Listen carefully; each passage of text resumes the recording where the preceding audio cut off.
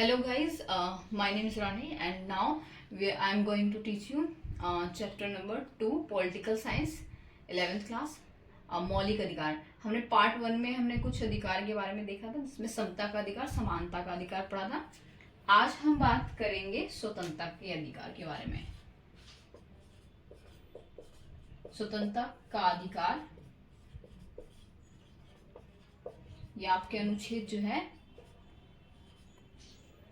ये आपके जो है अनुच्छेद आर्टिकल जो है 19 से 22 तक है, ठीक है।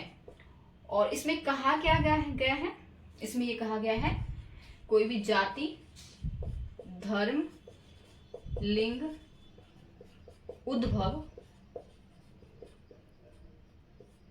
उद्भव आदि के आधार पर जो है किसी प्रकार का भेदभाव नहीं कर सकता। आप जहां मर्जी हैं आप घूम फिर सकते हैं, मंदिर में जा सकते हैं, आप जो है बोलने की स्वतंत्रता है। मतलब ये नहीं कह सकते कि कोई जो आप इस जाति के हैं तो आपको ये स्वतंत्रता का अधिकार नहीं है, घूमने फिरने का अधिकार नहीं है, बोलने का अधिकार नहीं है।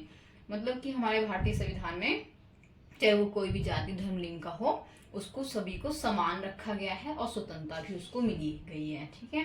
तो वन बाय वन करके हम अनुच्छेदों को देख लेते हैं क्या, क्योंकि बहुत आता है एग्जाम में, एमसीक्यू में भी आता है। अनुच्छेद जो है 19 क्या कहता है, ये हमें जो है अनुच्छेद 19 है वाक्य की अभिव्यक्ति की स्वतंत्रता। कहने का मतलब कि आपको जो है राइट टू स्पीच इसमें कहा गया है। इसमें जो है आप ग्रुप में 5 या 6 लोगों के साथ ग्रुप में भी जो है क्या कर सकते हैं, अपनी विचारधाराओं को प्रकट कर सकते हैं। अपने पर्टिकुलर एक व्यक्ति भी अपनी विचारधारा को प्रकट कर सकता है, बट शर्त ये है, इसमें एक और चीज बातें कही गई है। वाक्य की स्वतंत्रता का मतलब होता है बोलने की स्वतंत्रता। आप ऐसे लिख लीजिए, बोलने की स्वतंत्रता, ठीक है। बोलने की स्वतंत्रता प्रदान है, लेकिन इसमें इस आर्टिकल 19 1 2 3 ऐसे हैं, तो उसमें और भी चीजें कही गई है, लेकिन वो आपको डीपली पता नहीं, पर थोड़ा सा मैं और बताती हूँ आपको। जो आर्टिकल जो ये जो है 19 है, अनुच्छेद जो 19 है, इसमें जो है आप बिना मतलब कि हिंसा किए आप एकत्रित हो सकते हैं ग्रुप में, बिना हिंसा किए जो है, बिना हथियार के, बिना हिंसा किए आप जो है स्पीच, मतलब आप स्पीच दे सकते हैं, डिस्कशन कर सकते हैं। ये इसी के अंतर्गत जो है कहा गया है। एक और जो हम लोग जो है आंदोलन करते हैं, चाहे वो किसान आंदोलन हो, चाहे भारत छोड़ो आंदोलन, कोई भी जो बहुत सारे जो आंदोलन हुए हैं अब तक, तो ये जो आंदोलन होते हैं, तो आंदोलन करने की भी जो है हमें क्या है, वो भी बिना हिंसा के जो है आप शांतिपूर्वक जो है अपनी बातों को रख सकते हैं, परंतु हिंसा नहीं होनी चाहिए। तो इसके अंतर्गत ही अभिव्यक्ति की स्वतंत्रता आती है। एक चीज और ध्यान रखना, आर्टिकल 19 में ही मीडिया भी आता है। मीडिया जो है, मीडिया आपकी जो है, अब तो खैर मीडिया जो है इतना रोल नहीं निभाती है, लेकिन इसको 4th पिलर माना जाता है, चौथा पिलर माना जाता है मीडिया को। लेकिन जो मीडिया है, मीडिया क्योंकि एक्सप्लेन करती है, लोगों को बताती है कि क्या सही है क्या गलत है, तो ये मीडिया जो है ये भी इसकी जो है वाक्य की अभिव्यक्ति की स्वतंत्रता के अंतर्गत आती है। ये भी आर्टिकल जो है क्या कहते हैं 19 के अंतर्गत आता है, आप इसको ध्यान रखेंगे। और महत्वपूर्ण क्या है, वाक्य की स्वतंत्रता, अभिव्यक्ति की स्वतंत्रता, वाक्य की स्वतंत्रता, अपने विचारों को प्रकट करने की स्वतंत्रता है, बोलने की स्वतंत्रता है। ये सब जो है अनुच्छेद किसके अंतर्गत आता है, अनुच्छेद 19 के अंतर्गत आता है। अनुच्छेद 20 क्या कहता है, जरा देखते हैं। अनुच्छेद जो 20 है, मान लीजिए कोई व्यक्ति को अरेस्ट किया गया है, ठीक है, अब एक अपराधी है या नहीं भी है, किसी को शक के आधार पर भी जो है अरेस्ट किया गया है, तो उस जो अपराध जिसने अपराध जो है उसको जानने की स्वतंत्रता है। मतलब कि जो उसने क्या मिस्टेक करी है, गलती क्या की है, या उसका क्या अपराध है, क्या अपराध है, या दोष क्या है, उससे क्या है जानने की, क्या है जानने की स्वतंत्रता है।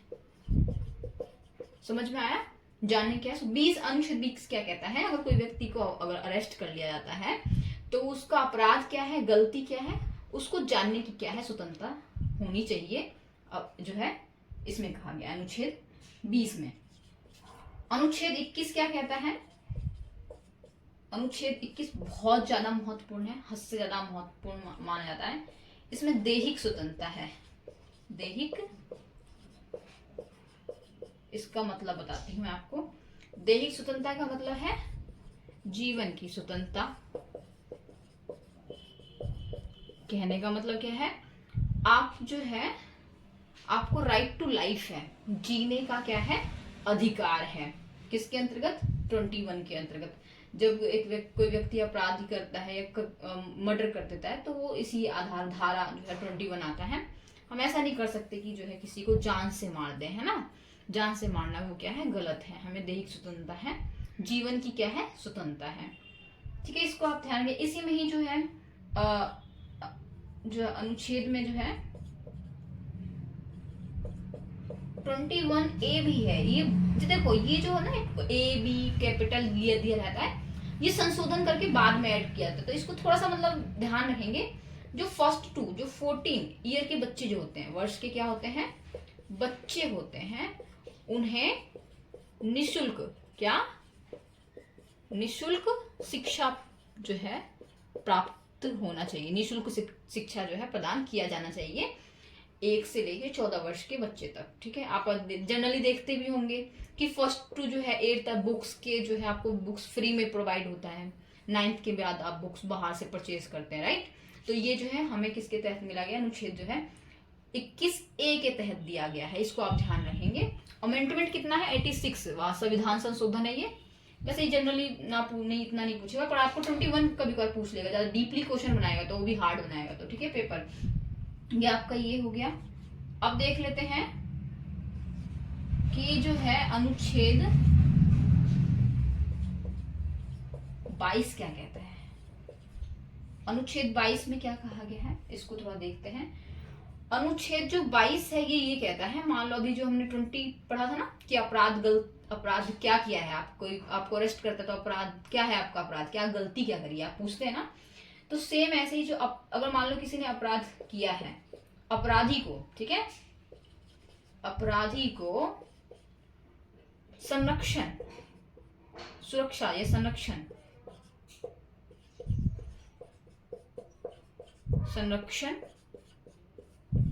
प्रदान का अधिकार होता है। कैसे? जैसे आपने कोई अपराध किया तो आप वकील हायर कर सकते हैं, आप बेल के थ्रू छूट सकते हैं, आपको जो है अपने पेरेंट्स से कॉल पे बात कराया जा सकता है कि हाँ मैं जो है मुझे एक कॉल लगाना है, पुलिस वाले को बताएंगे कि हाँ मुझे कॉल लगाना है, मुझे बात करना है, अपने वकील से बात करना है, इस चीज के लिए आपकी मनाएंगे। हाँ, पर टाइम पे एक टाइम निर्धारित होगा, उसके आधार पे आपको ये किया जाएगा। तो अनुच्छेद 22 ये कहता है जो व्यक्ति अपराधी है या गिरफ्तारी जो हुई है ना, गिरफ्तारी जो हुई है उसका संरक्षण आप प्रदान कर सकते हैं, वकील हायर करने का, इन सब का अधिकार होता है। यहाँ तक आपकी स्वतंत्रता का अधिकार खत्म होता है। थोड़ा सा और देख लेते हैं, शोषण का विरुद्ध अधिकार। शोषण के विरुद्ध अधिकार ये कब से कब है, आर्टिकल जो है 23 to 24, 2 ही आर्टिकल है इसमें, ये भी इंपॉर्टेंट है। इसको जरा देखते हैं। पहले अनुच्छेद शोषण के विरुद्ध समझ लेते हैं। शोषण का मतलब होता है आप किसी व्यक्ति को उसको प्रताड़ित कर रहे हैं किसी भी प्रकार से, चाहे वो श्रम किया हो, चाहे बाल श्रम हो, चाहे वो महिला के साथ जो है दुर्व्यवहार हो, चाहे वो जात पात को लेकर आप उसको टॉर्चर कर रहे हैं, किसी भी प्रकार से हो सकता है, तो शोषण कहलाता है। लेकिन हम इसमें जनरली हम देखेंगे बच्चों के समक्ष में देखेंगे क्या है, और एक जो है वेजेस के आधार पे क्या है।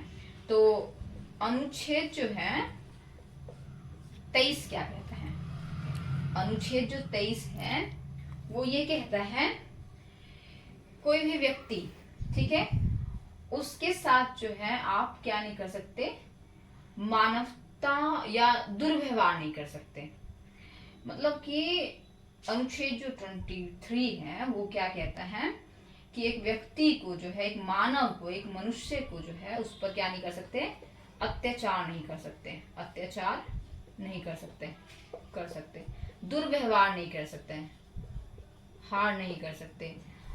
और ये एक चीज और, एक व्यक्ति को आप दास नहीं बना के रख सकते। किसी को जैसे पहले के जमाने में ना स्टैंप लगा दिया जाता था हाथों पे, मोहर, तो वो दास बना के नहीं रख सकते। उनके बच्चों को भी दास नहीं बना सकते आप, ठीक है।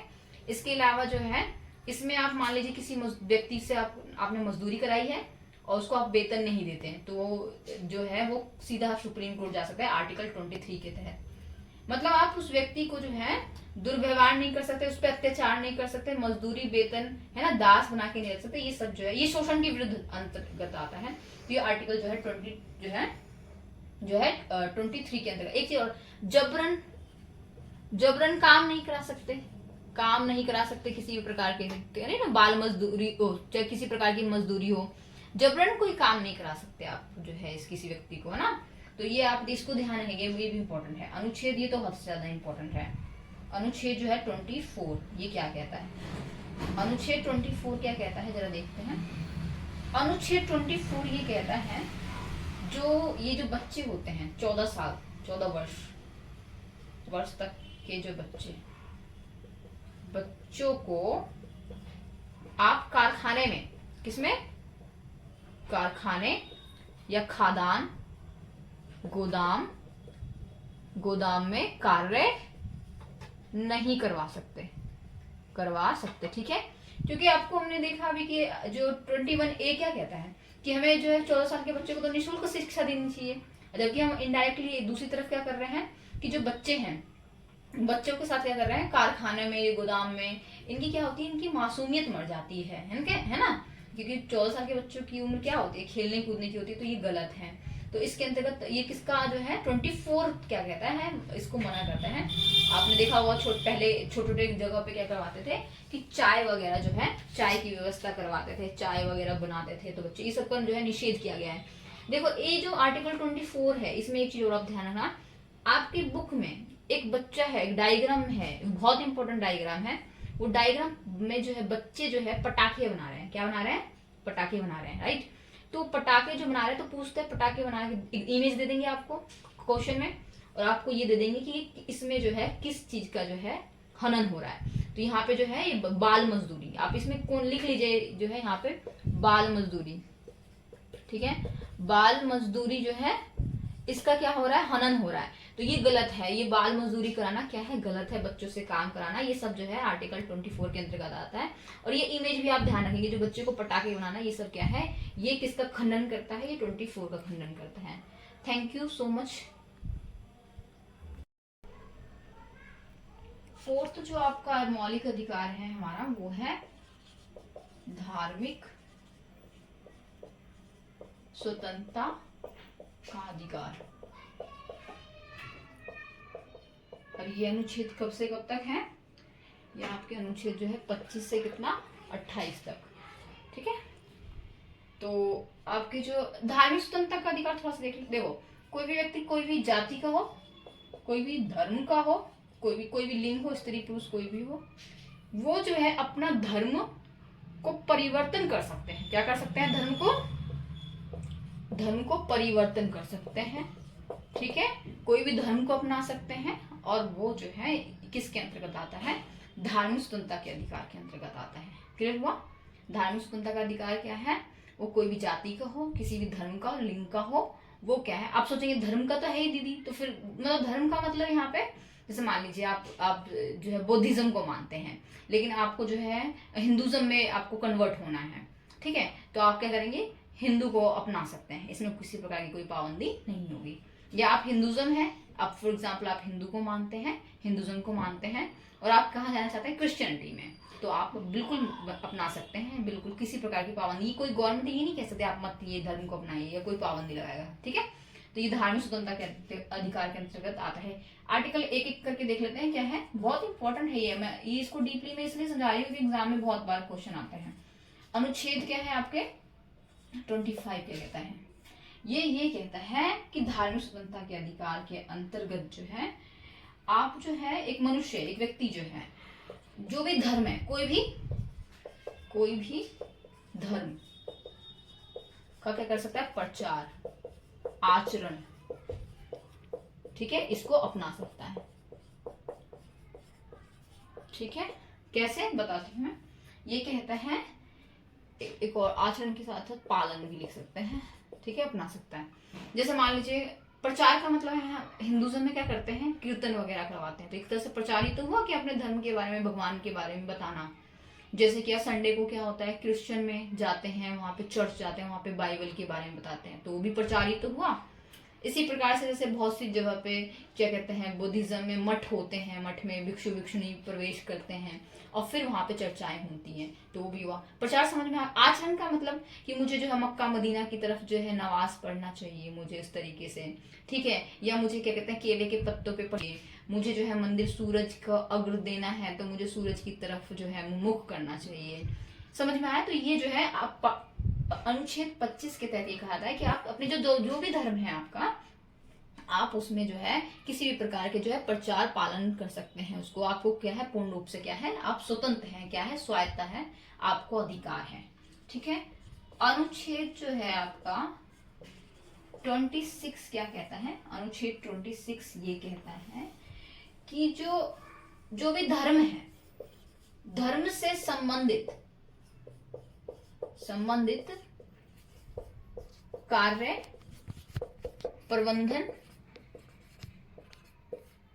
प्रबंधन हो, ठीक है, कार्य जो है क्या हो, प्रबंधन की क्या है, स्वतंत्रता है।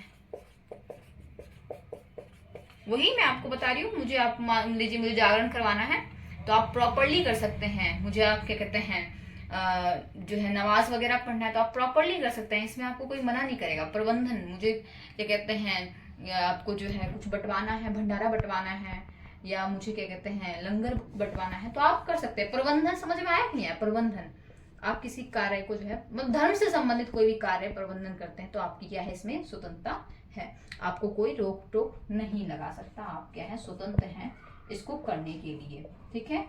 अनुच्छेद 27 क्या कहता है, अनुच्छेद 27 ये कहता है कि आपको पता है हम क्या करते हैं, जनरली मंदिर जाते हैं तो हम भगवान को कुछ जो है भोग के रूप में, प्रसाद के रूप में, अपनी इच्छा अनुसार जब आपकी इच्छा मनोकामना पूरी होती है तो आप दान कर देते हैं। चाहे आप गुरुद्वारा चले जाओ, वहां भी आप कुछ दान करते हैं, खाटू श्याम चले जाओ, आप वहां भी कुछ ना कुछ चढ़ावा कर देते हैं। इसी प्रकार से आप कहीं भी जाइए, चाहे आप मस्जिद में ही चली जाइए तो वहां पे भी झाड़ा लगाते हैं तो वहां भी आप प्रसाद ले जाते हैं या दान करते हैं या कुछ चादर चढ़ाते हैं।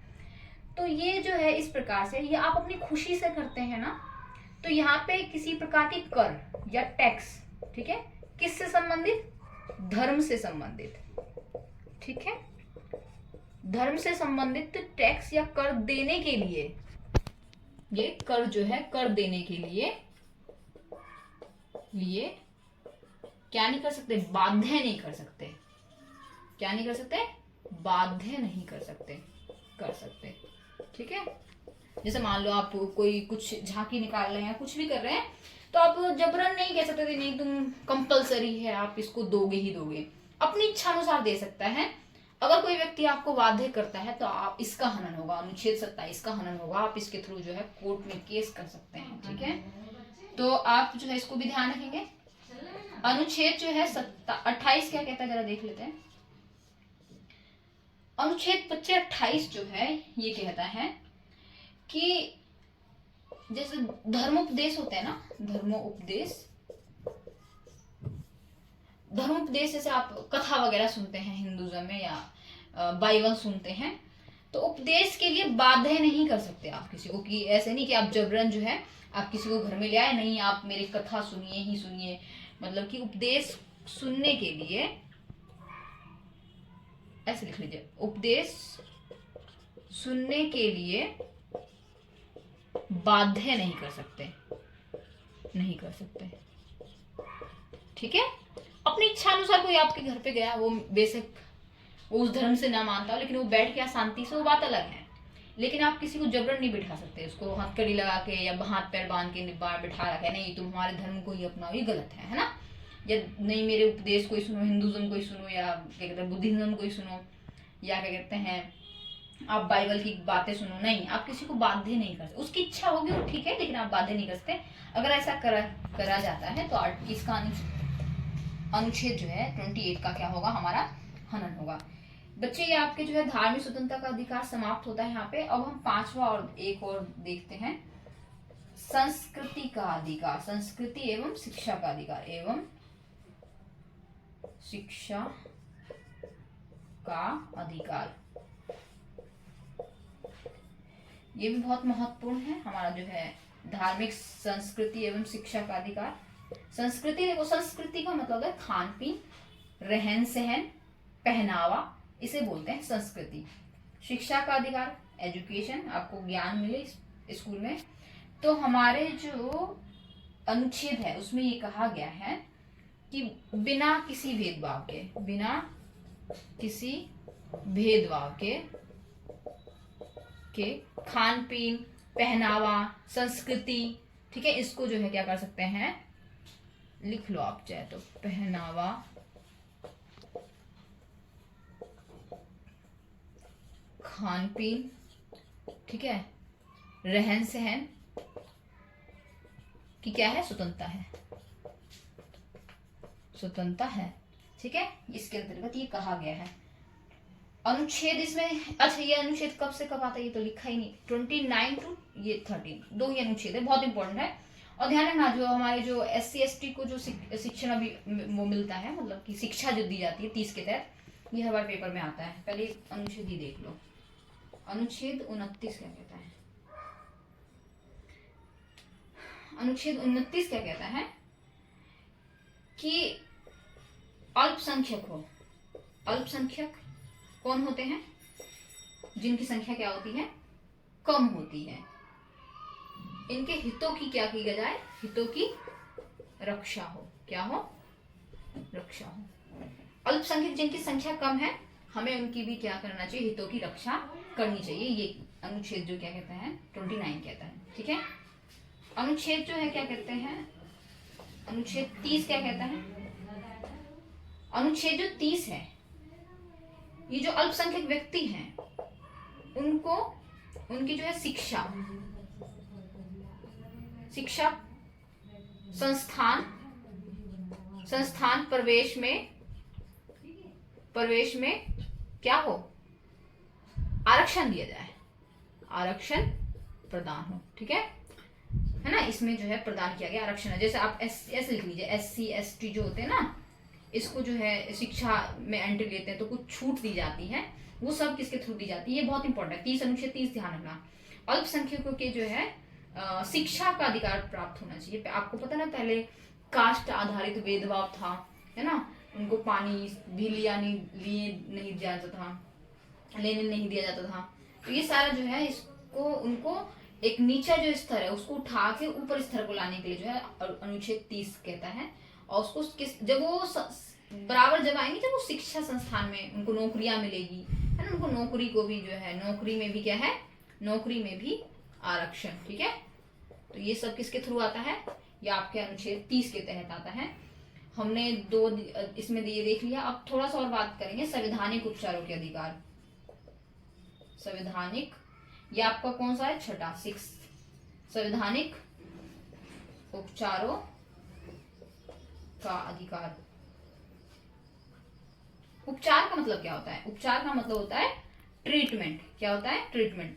जब हम बीमार पड़ते हैं तो हम क्या करते हैं, हॉस्पिटल जाते हैं ना, ट्रीटमेंट कराने के लिए। तो सेम यही है, जो हम, जब तक मैंने 5 आपको मौलिक अधिकार पढ़ाया ना, जो 5 मौलिक अधिकार में से किसी भी अधिकार का हनन होता है, मैं क्या बोल रही हूँ, जो मैंने आपको 5 अधिकार पढ़ाया, मैंने किसी भी प्रकार का अधिकार का हनन होता है, तो आप इस अधिकार के थ्रू, जो संवैधानिक उपचारों के अधिकार के थ्रू, अनुच्छेद 32 के तहत, 32 कौन सा कोर्ट है, ये आपका सुप्रीम कोर्ट, ठीक है, शॉर्ट में लिख रही हूं मैं। और 226 कितना, कौन सा, हाई कोर्ट।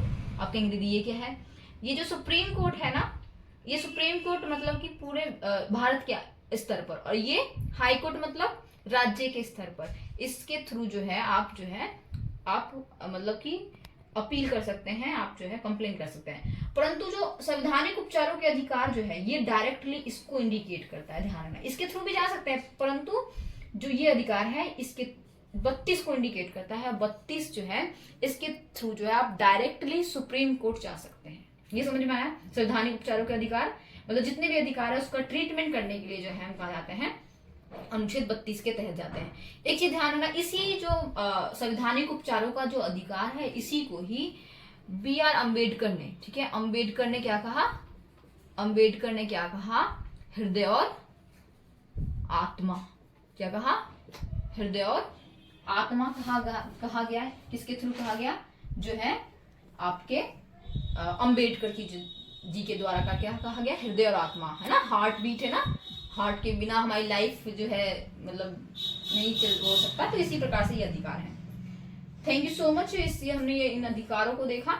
संवैधानिक उपचारों के अधिकार में जो है आप इसे पढ़ लीजिएगा कि इसमें जो है बंदी प्रत्यक्षीकरण, ठीक है, परमादेश, है ना, निषेध अधिकार, प्रतिषेध लेख, अधिकार प्रश्न, उत्प्रेक्षक लेख जिसे रिट कहा जाता है, ये 5 है, इसके अंतर्गत आते हैं। ये डीपली आते हैं, मैंने आपको बता दिया, आप इसे बुक से पढ़ लीजिएगा। ये क्वेश्चन आप इस क्वेश्चन को कर लीजिएगा, प्रतिषेध जो है, बंदी प्रत्यक्षीकरण। नहीं होगा तो मैं नेक्स्ट वीडियो में आई वीडियो बना दूंगी एक छोटा सा। तो बस ये मेरी तरफ से, अदरवाइज ये चैप्टर कंप्लीट होता है। Thank you so much, thank you so much for watching this video. If you like this video, so subscribe and like. Thank you.